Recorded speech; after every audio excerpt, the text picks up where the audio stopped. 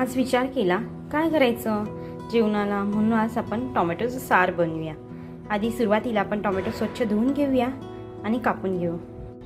असे कापून घेऊन त्यातले बिया मी काढून घेतले, कारण त्या शरीरासाठी चांगल्या नसतात। थोडेसे पाणी घालून आपण कुकरला लावून घेऊया। सार बनवण्यासाठी आपण वाटप काढूया। सुरुवातीला आपण खोबरं घेऊया,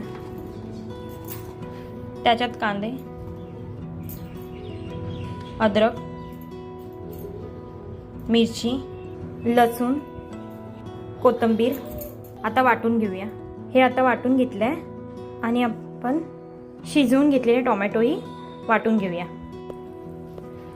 नीला तेल गरम झाल्यावर राई, जिरं, लसूण, कढीपत्ता आणि हिंग त्यात वाटप टाकलंय। हळद, धना जिरा पावडर, लाल तिखट मसाला, प्युरी आपण टाकली आहे, त्याच्यात